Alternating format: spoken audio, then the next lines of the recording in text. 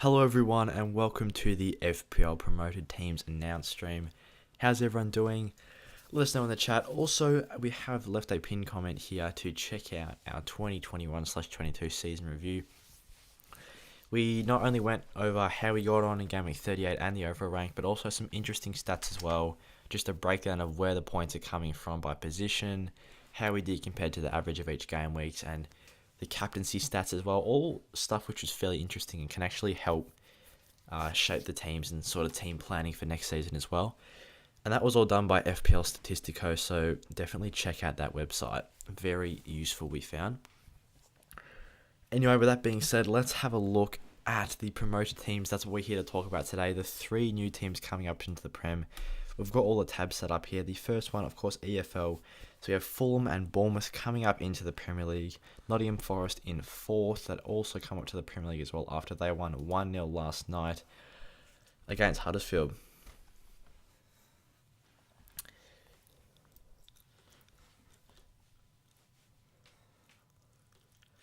So, of course, when there's new teams coming up into the Premier League, it's key to look at the players to target in each of these teams.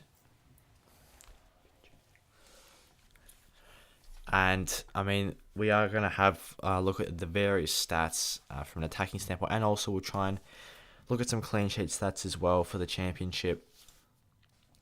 As you can see there, we've got the Championship top scorers tab up as well. While we are here and we're starting the stream, I'll give you guys a quick look at how we got on last year. Finished up with 83 points in the last week of the season. Average was 50.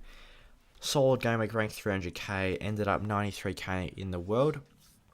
Fairly decent rank. Obviously, next season we're going for top 50k. That's the ultimate goal.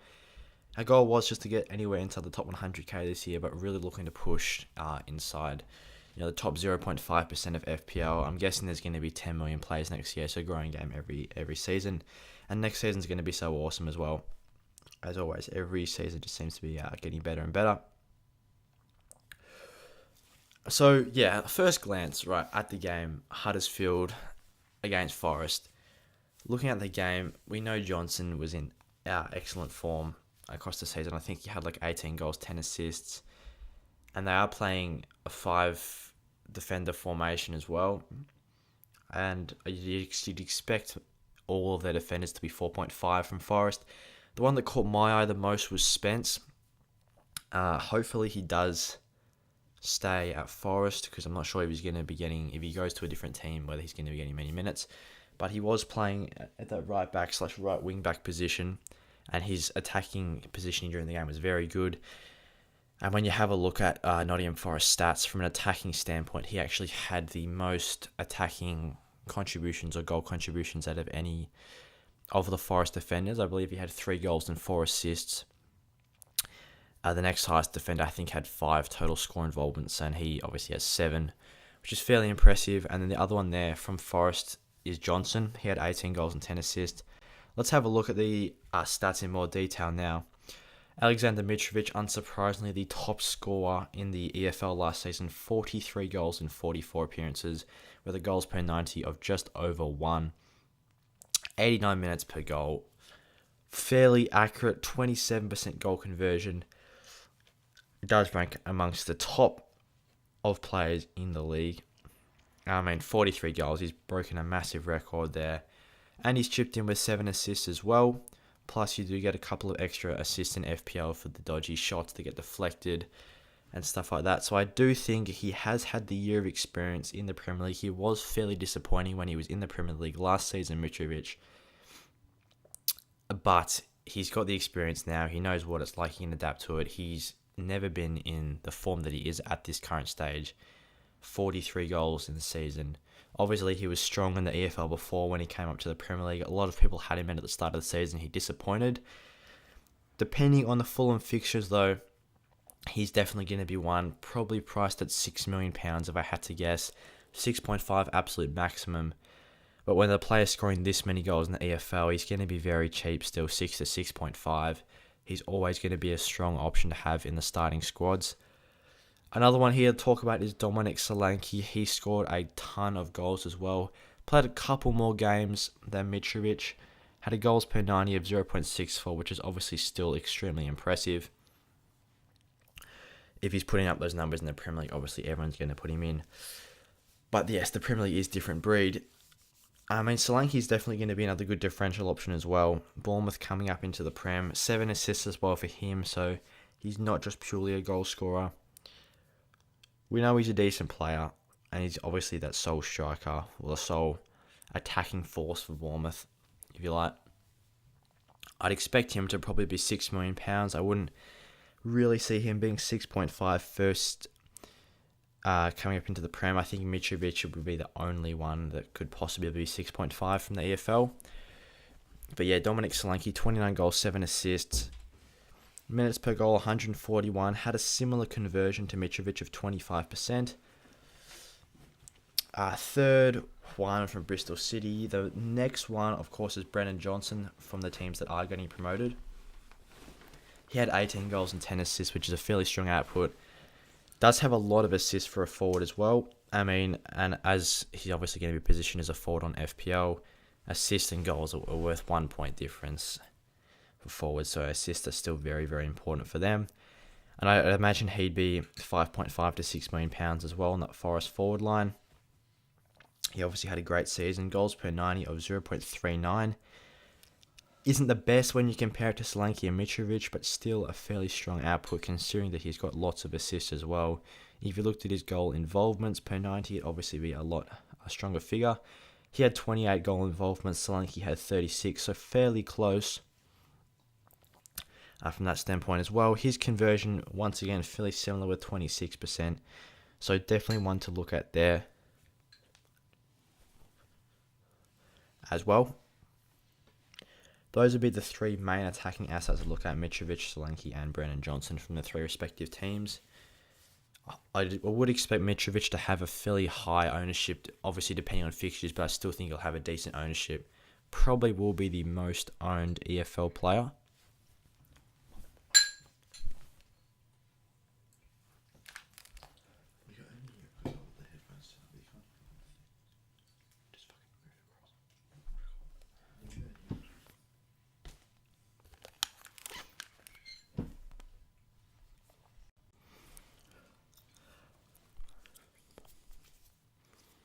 Jono is a must next year in FPL, says James. I'm assuming you mean Brennan Johnson. As we touched on before, great season from him. A fairly strong player, definitely. And that's the top goal scorers. Let's have a look at the top assisters as well. Harry Wilson from Fulham had a great season, 19 assists and chipped in with 10 goals as well. 83 chances created, which is a very high number. Chances per 90 at 2.02, which is also very, very high output. I do think he's one to consider as well. He'll probably be a midfielder. Obviously, they do put wingers as midfielders occasionally, so I would expect him to be a midfielder in FPL.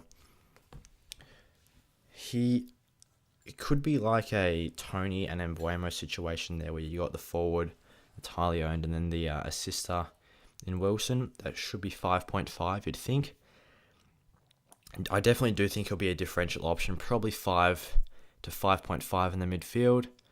29 score involvements is actually more than the likes of Brennan Johnson. He's going to be getting more points per goal, plus he can get the occasional clean sheet point. With 83 chances created and a chances per 90 of 2.02, those are very high numbers. And I believe that is the most out of any player that is going into the Premier League this season. Brennan Johnson also chipped in with a few assists as well. He had 10, as we touched on before. Chances per 90 are 1.06, which is still very solid. With 52 chances created this season. Definitely an all-rounder. It's Brennan Johnson. He's not just a goal, he's an assister as well, which is nice. The next one here, Philip Billing from Bournemouth. He had 10 goals, 10 assists in the season. Played 40 games, 33 chances created. Slightly lower chances per 90 when you compare him to Brennan Johnson and Harry Wilson at 0.82. But you can just see Harry Wilson streets ahead in terms of assists and chances created. He was easily the best assister in the EFL Championship next season. So if you are looking for that differential midfielder, he could be a nice choice, as he's going to be very cheap at the start of the year as well. Depending on Fulham fixtures, if they have a great start to the season in terms of fixtures, you could risk the double up Mitrovic-Wilson.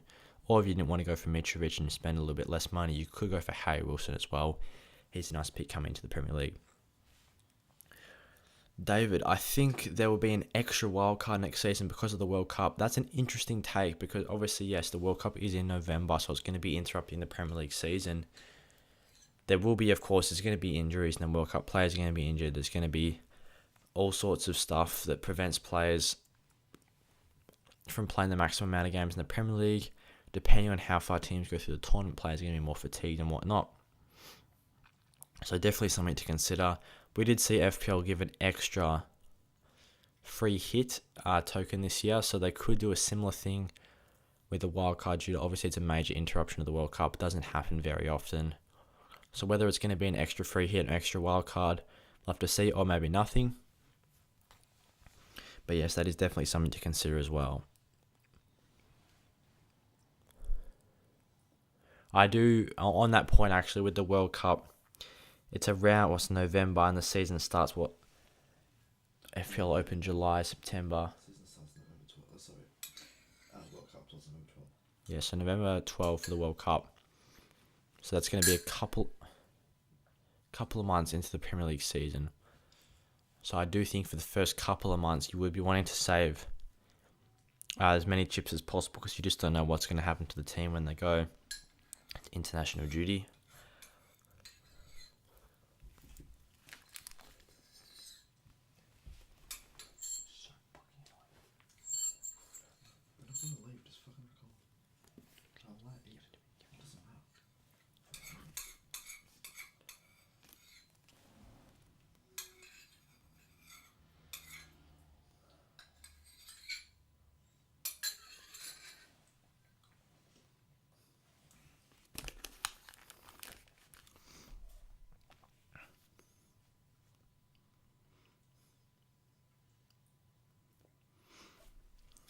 Next player, Fabio Cavalia. He is most likely not going to be at Fulham next season. Liverpool are going to try and get him. He had a good season. I'm not sure if he's going to get many minutes next season going Liverpool. We'll have to see about him. He's definitely one that's a wait and see. A nice young talent that's looking to get just improvement over the future. Next up for Forest, James Garner, 8 assists, 4 goals. At this point, you're getting down the list to the players with the lower attacking outputs. I wouldn't really be going for any of these players here. He actually did have a decent chances per 90 of 1.82, which is actually higher than Philip Billing and Brennan Johnson, which is decent. Obviously, his teammates just couldn't turn home his chances. At that point, though, in terms of assisters, I am really liking Harry Wilson. If you like him in the midfield, probably going to be 5.5. Brennan Johnson as well up top, offering goals and assists. And maybe Philip Billing, 10 goals, 10 assists. He'd probably be another 5 to 5.5 kind of player. Chances per 90 of 0.82, which is fairly decent. But nothing like Harry Wilson with a 2.02 chances per 90. Clearly the best assister in the EFL this year. So with these players in mind, we can sort of build like a little template team if we just clear out the rest of the squad here. What the team's going to sort of be looking like if you were to build a first draft for next season. And I'll let you guys in on what our early thoughts are as well, based off these promoted teams being announced into the league. So here's the squad. First of all, I'm going to put in a 6.5 forward. I believe Shea Adams ended up at 6.5 because I'm guessing that's going to be Mitrovic's price. Imagine this is Alexander Mitrovic here at 6.5 million. I think he's going to be a nice pick. And if you do watch our season review in 2021/22, you'll see that the 3 forwards formation actually had one of the highest average points for us this year. And I do think it offers the most flexibility when you go for a 3 forward formation to start the season. David, Liverpool got him already. Yep. He's gone. I saw him play a few times. I support Liverpool, but I'm not sure if he'll play. Yeah. I mean, there was news about Mane leaving, but I think it'll just be interesting. David, let me know what you think here, but I do believe Diaz will be the one that's going to be starting. I think Jota's going to get benched. But let me know your take on that. Who's going to be the preference for Liverpool? Trent, I'd expect him to probably be 8 to 8.5 million pounds. I'm still going to lock him in the team. Cancelo's always a great pick. He'll probably be 7. Hopefully not 7.5, because if you do go for Trent and Cancelo, that's a lot of money spent on the defenders. Mo Salah he's going to be expensive. He's probably going to be 13, but he's going into my team. There was a lot of doubt last season over Mo Salah, whether he was going to be a good option or not. He's so expensive, but I definitely think he's an essential one to start the year. He always seems to have a great start to the season. He only blanked, I believe, once in the first 17 weeks or something of FPL. Another one that I think is an essential pick here is Heung-min Son. He's probably going to be 11 to 11.5. He was the tied top scorer with Mo Salah last year. Massive points tally with 258. He's still not going to be anywhere near the price of Mo Salah. Yeah, he's performing on just an amazing level. If he's 11 to 11.5, I think he's definitely a good option. I prefer him over Kane, just because I do like the premium midfielder compared to the premium forward. Another one is Kulusevski. With the news about Perisic, I still think Kulusevski is going to be starting. It's a weird signing for Tottenham. It's not really a position they need to bolster. But I think, I still don't mind Kulusevski. He should be fairly decent value. We can just chuck in Ben Foster. I imagine he's a 4.0 keeper. Nothing too fancy there. And if anyone has just recently joined the stream, Shadams is essentially the 6.5 million placeholder for Mitrovic. We're going to imagine he's Mitrovic. We're going to go cheap. Up top, depending on fixtures, it really is fixture dependent on what forwards you go for. I think Ollie Watkins had a great end to the season. He should be 7.5 once again. I don't really see him increasing in price. Maybe 7 to 7.5 should be fairly cheap. Another one that performed very well for his price was Tony. He could be a nice cheap option. Obviously fixture dependent once again, whether it's Tony. Jimenez will probably drop in price, so if Wolves have a good start to the fixtures, he could be good. Adama Traore is going to be coming back to Wolves because Barcelona don't want him. Adama and Jimenez combined very nicely a couple of seasons ago. I believe they were had the most assisted each other the most out of any combination in the Premier League that season. And Pedro Neto coming back from injury for Wolves as well. He did pick up an injury in the last week of the season, but he should provide a lot of assist to Jimenez next year, depending on their fixtures once again. Obviously, there is the question what to do about Haaland. I can definitely see a lot of people going for him, which is an interesting one because it's actually good for FPL because it increases the competition for those premium spots. Because I can see a lot of people going Salah, Son, but with the conversation about Haaland, you may get rid of Salah, go for Haaland, or get rid of Son and go for Haaland in his place, or maybe go De Bruyne because De Bruyne's already. He's got the Premier League experience. He's going to be assisting Haaland like there's no tomorrow, I don't think. And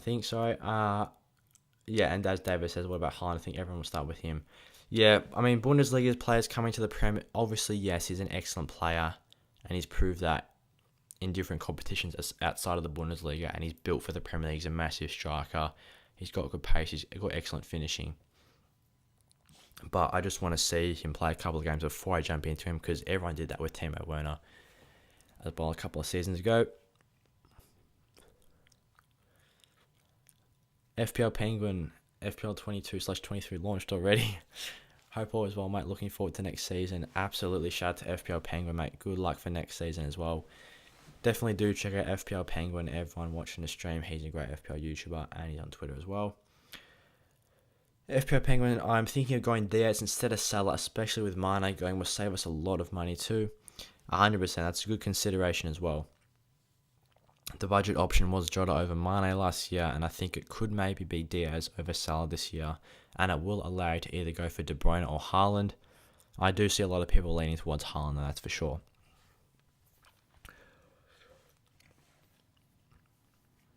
Yeah, with that being said, let's have a look at the rest of the team. In terms of goalkeepers, I'd probably go for a 4.5 to start. That's my usual strategy. Maybe if Jose Sar's 5 million, the Wolves defense is solid. Obviously, depends on those fixtures as well.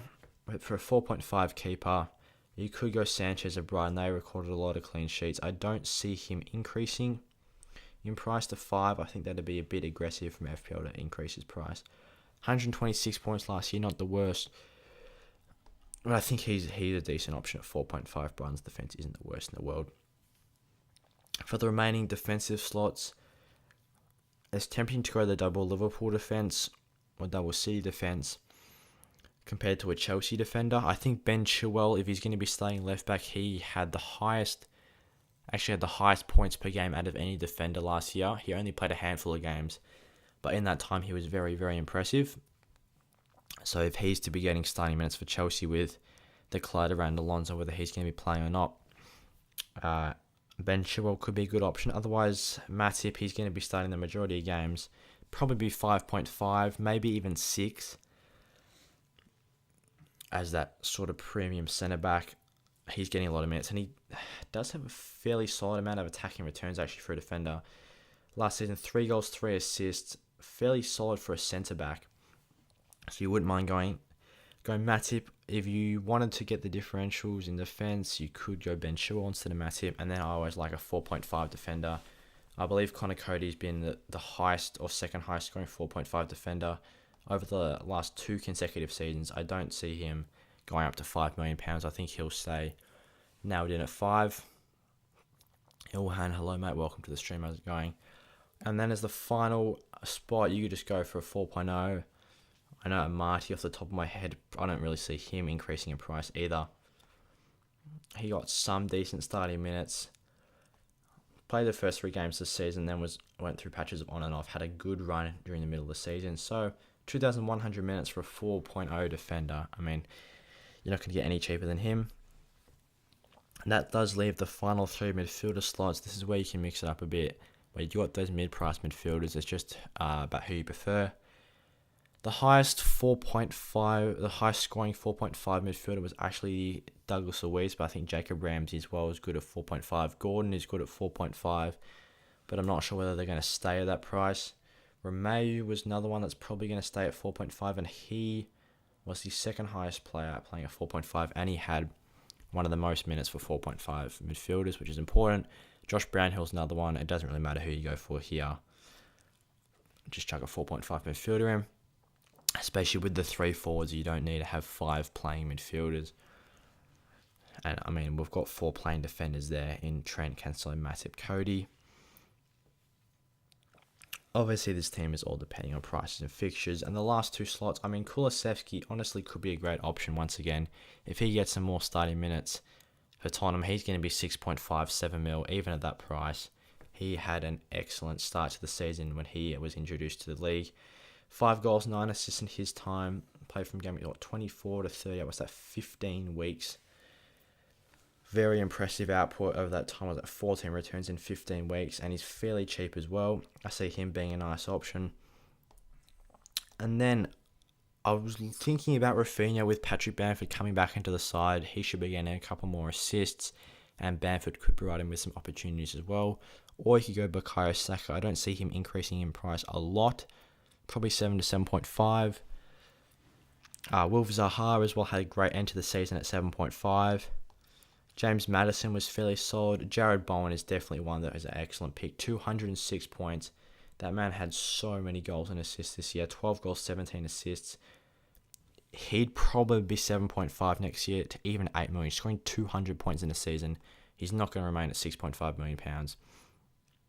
He could also be a great option going into the midfield. So I imagine Shay Adams is Mitrovic. This is sort of a concept of what you could go for. 1.6 left in the bank. Assuming a couple of players will go up in price, this team should be affordable. And then depending on whether you go, let's go Salah out and say Watkins out, and we go Haaland. So I'm guessing Haaland's going to be 12.5. We put in Ronaldo at that price. Even Ronaldo as well. And then you go Diaz, and that should free up a lot of money for the squads as well. Luis Diaz, I see him probably being 8 to 8.5. And obviously Ronaldo is going to be Haaland at 12.5. So that should leave us with around $1 million in the bank. And that's another way to go for it as well. Depending on whether you go Haaland and Diaz or Salah and a mid-price forward. Or you could even go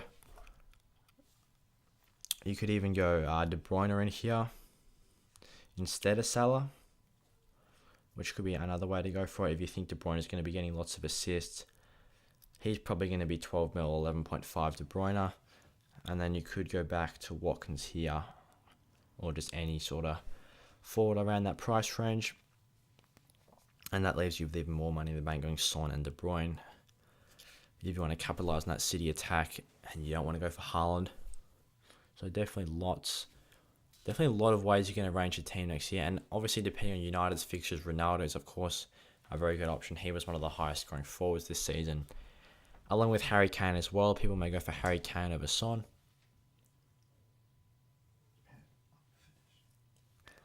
So there's probably Salah, De Bruyne, Son, Kane, Ronaldo, Haaland. That's 6 very quality premium options.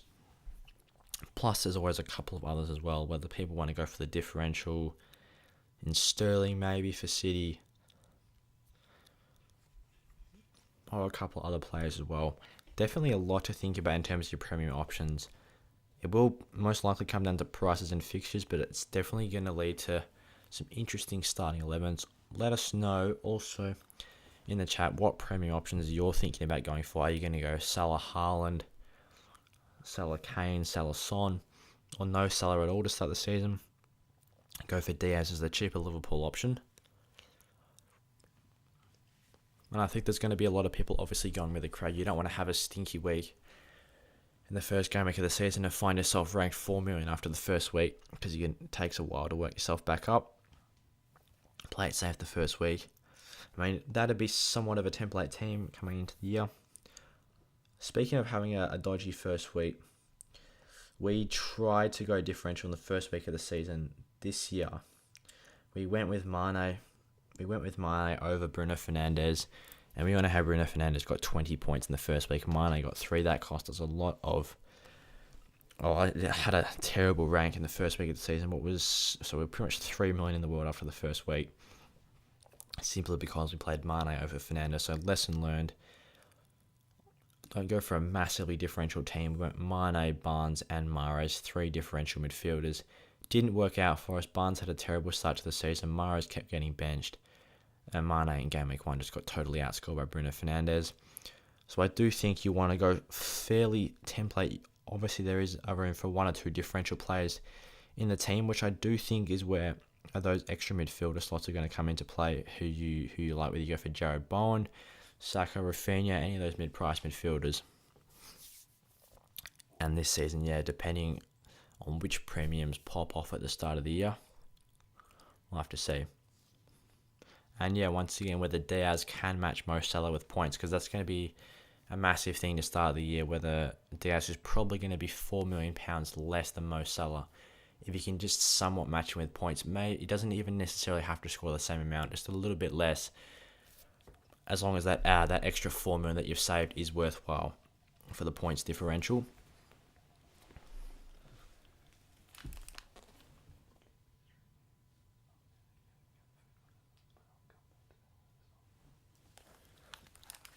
So that'd be our sort of first draft thoughts. I'll leave that up there for now.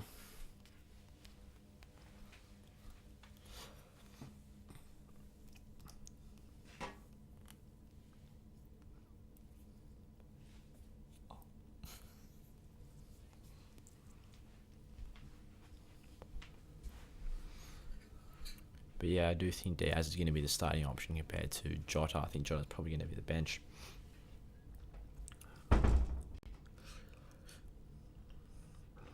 Tapping back to the championship top scorers, let us know in the chat what championship players, if any, are you looking at to have in your starting 11 next season.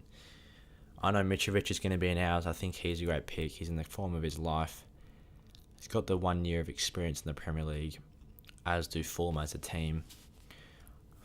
43 goals in an EFL season is a very impressive output.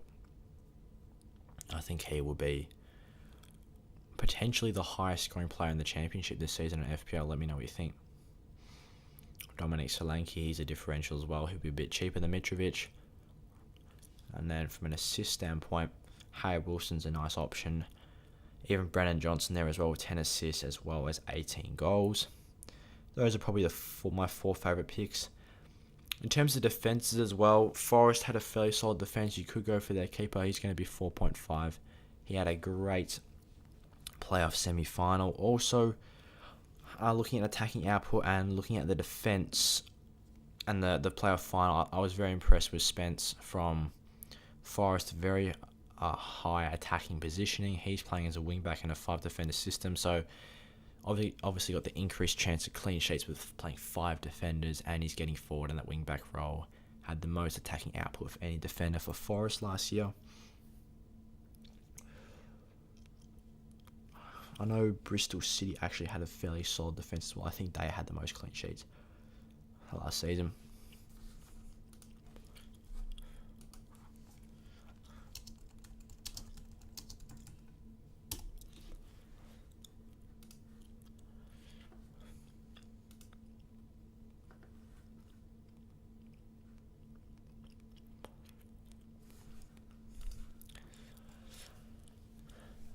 So looking at the clean sheets for 2021-22 in the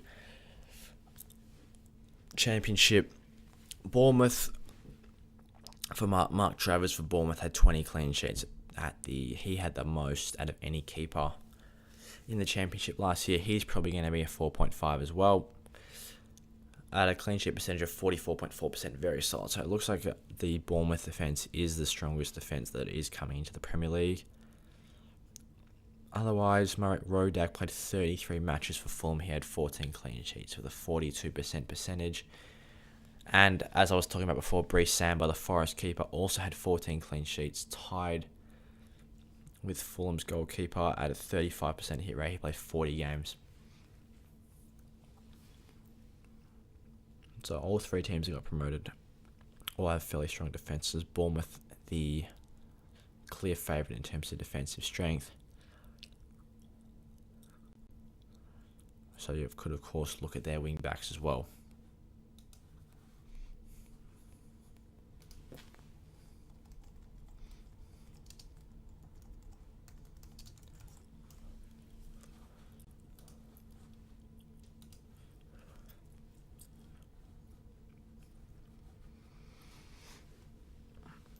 Across the Bournemouth team, top goal scorers: Solanki, Billing, Anthony, Jamal Lowe. They're the top 4. And Kiefer Moore with 9 as well.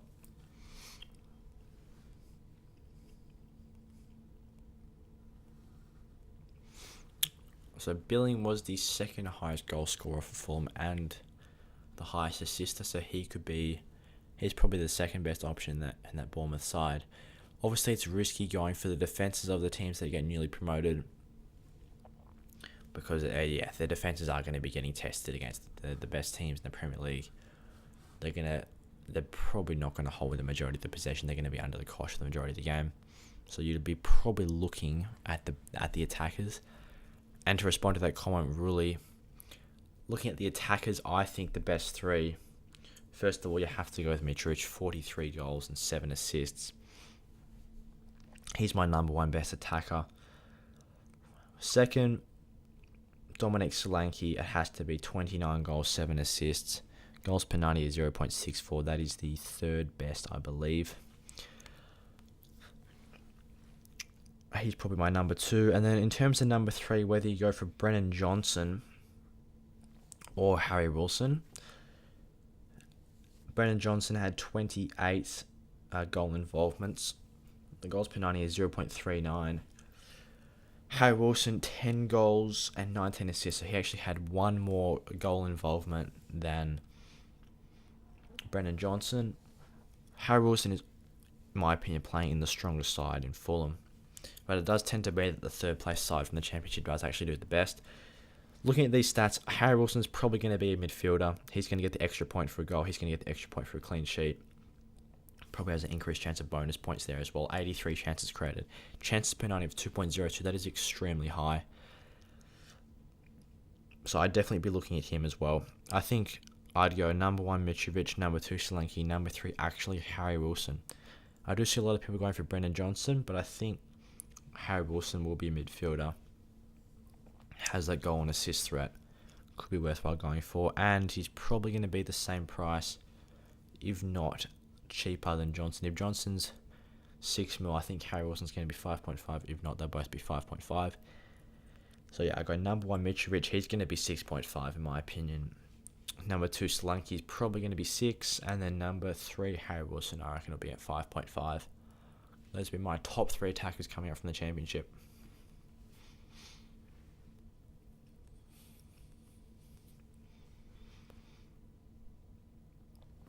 And in terms of the assist potential of Johnson and Wilson, Johnson a very nice chances per 90 at 1.06. It's very good for an attacker. That's scoring 18 goals in a season. What my point? But I'm personally leaning towards Harry Wilson. Noted, can I Mitrovic, Solanki, and Harry Wilson extra point? Because thank you. No worries, mate. If anyone has any questions, of course, leave them in the chat as well. But yeah, I think in terms of realistically who you're going to have in your starting 11, Mitrovic would be the main one that I have. Whether you risk with Solanki and Harry Wilson, I'm not sure, just because, especially with Harry Wilson, he's going to be 5.5. Yes, he's cheap, but there's so many good mid-price midfielders that have the experience in the Premier League, such as the likes of Saka and Rafinha. Zaha had a great end to the season. Jared Bowen was good. Maddison was good. Whether Harry Wilson can match those guys for points, I'm not so sure.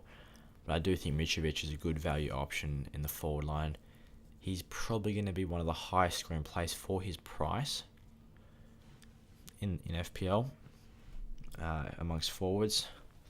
For 6.5 forwards, I do think he'll be one of the highest scoring players. And you could even go Solanki if you don't want to go Mitrovic, and Bournemouth have a lot better fixtures. Solanki's 0.5 cheaper. You could even go him over Mitrovic, because that was the case with Pukki this season. I mean, he was a very strong option for Norwich, but his fixtures to start the year were terrible, and everyone went with Ivan Toney instead, who did only end up getting 2 goals in the first 11 weeks of the season. But it's interesting. It's a sort of similar situation with Mitrovic, Solanki, and Toney and Pukki. And I think especially with Mitrovic and Harry Wilson, it's kind of like Toney and Mbuemo. We have that one massive goal scorer and then another one a huge assister as well.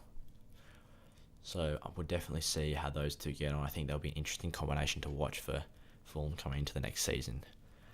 And also, of course, coming into the year, there's going to be lots and lots of preseason content happening. We're going to go through each team, break down all 11 players once the prices get revealed, have a look at their stats, give you the promoted teams analysis of Fulham, Bournemouth, and Nottingham Forest, and give you more in-depth recommendations rather than just looking at goals, assists here, goals per 90, and all that stuff. We'll have a look at a lot of other things, look at their defensive stats, look at who's providing the most attacking returns for defenders, if you're looking for defenders in the teams, which is a series that we did coming into last season as well, which I personally found very beneficial, just going through all those stats, looking at what we found out and showing it to you guys as well. And always there's going to be first drafts and everything when the game gets launched. Should be launched the 22nd of June or the 29th of June. I believe that was I was reading an article, that was probably going to be the date that it gets launched. Because they should start the Premier League season 1 week earlier with the World Cup. Obviously interrupting it, they're going to try and get as many games in before the World Cup starts as possible. So FPL, the Premier League should be starting a week early compared to last season, which I guess is good just because it means it's less wait between the end of this season and the start of next season. But definitely lots to discuss as well. Also, let me know who you guys think is going to be the highest scoring player in FPL next season. Is it going to be Mo Salah, maybe Son? Steals the most points. Looking at the top scoring players last year, Salah's first with 265, Son 258, Trent 208 was third, and Jared Bowen, excellent value, £6.9 million, 206 points. De Bruyne 196. Obviously, he doesn't play every game as well, so I mean his stats per 90 just must be ridiculous. Played the 2,100 minutes this season. Why Salah got under the belt? 2,700, it's nearly 600 more minutes. So whether De Bruyne keeps getting, or if he can just get those consistent starting minutes next season, is going to be a major thing for him, because you are going to be paying probably 12 to 12.5 million pounds for him.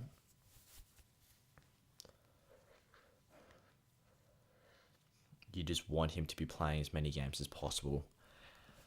So if you were to go for a City player and you go for De Bruyne, you're going to want him to get minutes. Otherwise, Haaland is a nice option. He's probably going to be 12.5 million pounds, getting lots of service from his teammates. Really, Mitrovic is more experienced in the Premier League. Last 2021 EPL stats, 26 goals.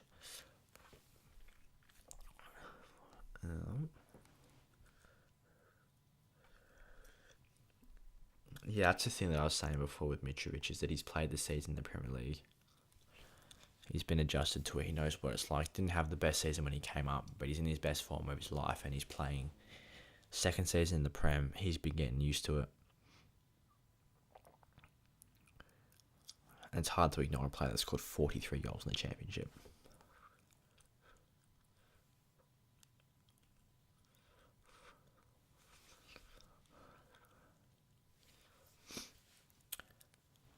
And I think, Ben Chilwell's going to be an interesting differential option next year. Whether managers prefer to go for the double Liverpool or double City defence compared to going for one Liverpool, one City, and one Chelsea. Also, an interesting stat that we found out on looking at our season review, using the stats from FPL Statistico, the points breakdown by position. Midfielders, I think, had 950 points. Then defenders had like 710. Forwards like 350. So defenders are definitely a very underrated position, I think, in terms of how many points they score. Such clearly the second highest point scoring position, and nearly matching the midfielders. I do think they're great value for money. Obviously, the defenders are way cheaper than the midfielders as well. So in terms of points per million, you can definitely look to pick up on those good value options. I know Ben Chilwell was great for his points per million. Trent, even at £8.5 million, he's going to put a hole in the budget, but he's such a great player in terms of attacking output. A top scoring defender. Tough to go past him. Joel Matip as well is probably going to be 5.5 to 6. He, 3 goals, 3 assists is very solid for a centre-back.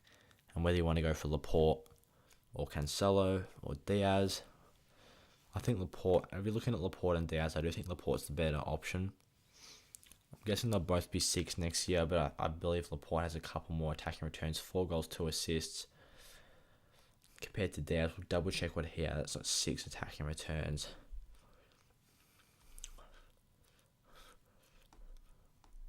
No, Ruben Diaz. 2 goals, 5. Actually had 7 score involvements. Actually surprised me a bit. Laporte does have more goals though, which is where you get a lot of points for defenders.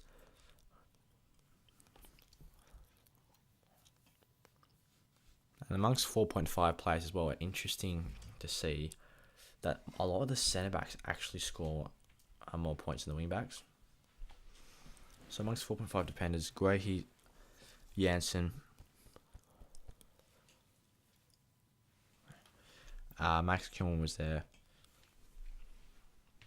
and Connor Cody at 4.7 if we just filter up a price. Connor Cody at 4.7, 138 points. Dyer, centre-back.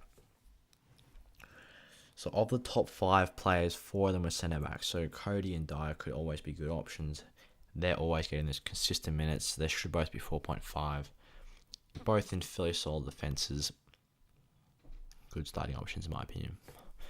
But yeah, that's pretty much the main things that we've gone through so far. Just having a look at the stats for the EFL Championship, top scorers, top assisters, the clean sheet stats and everything. There is going to be more videos coming out across the preseason of the promoted teams analysis. As I touched on before, the best players from each of the teams, having a look at the stats, the full breakdown, first drafts, players to avoid, players to target, best players in each position, best players by certain price ranges and everything like that. And there's going to be plenty of streams coming up as well when FPL goes live and all that stuff. So definitely look out for that over the coming weeks and months. With that being said, I'll see you guys in the next